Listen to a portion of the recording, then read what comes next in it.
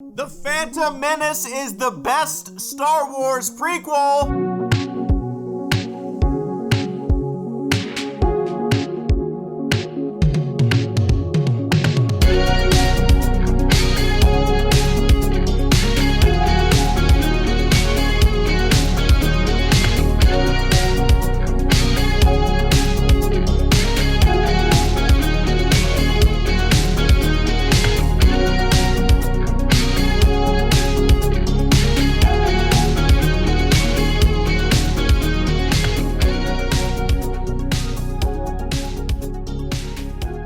I'm in a fun, nostalgic mood. Let's talk about the Phantom Menace. Reviews, fan reactions, rumors, merchandise, games, the hype, all of it. Hop in my little time machine and join me on this journey. The Phantom Menace is like a warm blanket. There was the Star Wars Episode 1 The Phantom Menace video game. I don't remember if it was any good, but I do remember playing it on my PC back in 1999. BRB. Downloading it. The pod racing game on the N64 was a whole lot of fun. I had the kids novelization of The Phantom Menace that I got at a middle school book fair like a few weeks before the movie came out, so I already knew everything that would happen in the movie. LOL. Oops. The soundtrack that I got a few weeks before the movie came out as well, and it had tracks on it like Qui-Gon's Noble End. LOL. Oops. All the toys, particularly these 3 Phantom Menace Applause collectible figures, which I unboxed last year in what is one of my all-time favorite videos I've ever made. I have the biggest soft spot in my heart for the Phantom Menace. It's my favorite prequel movie. It just feels pure, as Scotty would say. Plus, a lot of it has to do with the fact that I was 13 years old when that movie came out. I have fond memories of seeing it. Good times, riding that global wave of holy shit, we're getting new Star Wars movies at the age of 13.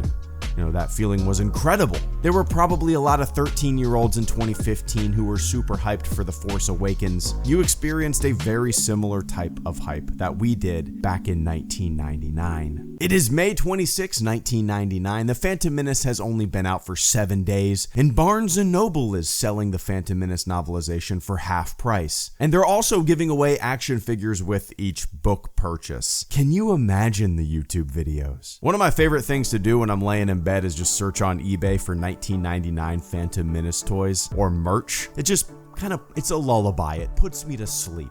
If you're into collecting random shit, you can find anything at a decent price, like 19 new in-box Star Wars Episode 1 Taco Bell, Pizza Hut, KFC toys for $24.99, or Pepsi caps with Phantom Menace characters on them for $39, or an opened can of Pepsi One with Chancellor Valorum on it for $8.96. My buddy had this R2-D2 cooler in college. It fit a lot of beer. 1999 facts. Napster launched in 1999. The first episode of SpongeBob SquarePants aired in 1999. People were freaking out about Y2K. Look it up. A low-end Panasonic DVD player cost $300. I put the Phantom Menace on my 4K TV the other morning for the first time since 2014. And boy, oh boy, that CG don't age well. I vividly remember the reaction to the Phantom Menace from people at a place called Titan Comics around Atlanta, Georgia, where I lived at the time. Not that I was involved in these conversations. I was only 13 years old at the time, but I remember hearing people complain about the movie in that nerdy ass loud way. You know what I mean? There's just, I don't know how to describe, where there's maybe 5 people in a circle and one guy is just super loud and obnoxious. There's always one super loud and obnoxious nerdy guy in a circle of friends. Why is there always a super loud, obnoxious, nerdy guy in a group of nerds? Why? Why nerds? He has to make sure everybody can hear him. His opinion is God. He probably has a YouTube channel too. So my experience with the fandom in 1999 was through that comic shop, which if I remember correctly was also a baseball card shop, which I mostly got baseball cards back then. And then I also dabbled in the fandom online as well. And if you were online at the time, Holy shit. You know how the discourse was back then. It was so similar to how it is today. I've talked about this before. The biggest difference is that it's just louder nowadays, you know?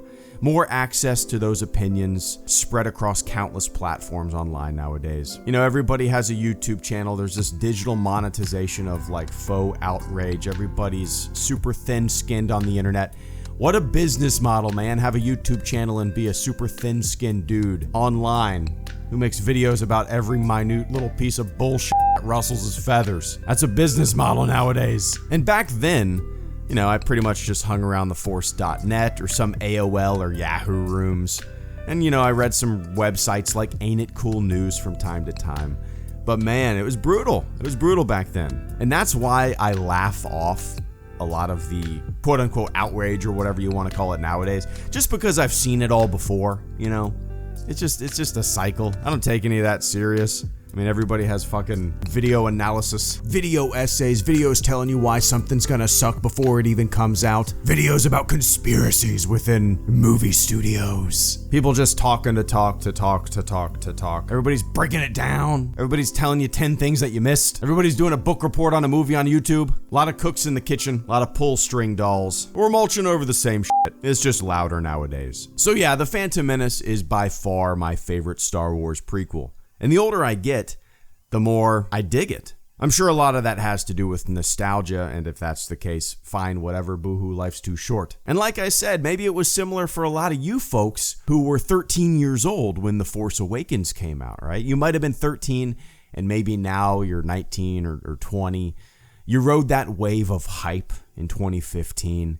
Maybe you felt the same emotions I felt during the build-up to the prequels. And maybe you have similar disappointments that many, if not most, of us had in the late 90s, early 2000s. And what's really funny to me is that your generation seems to love the prequels, you know, and then you grew up and had a voice on the internet and you're defending the prequels. And the kids nowadays that love the sequels, you know, give it 8-10 years from now, they'll grow up and have a voice on the internet of their own and they'll be defending what they love. That seems to be the cycle, right?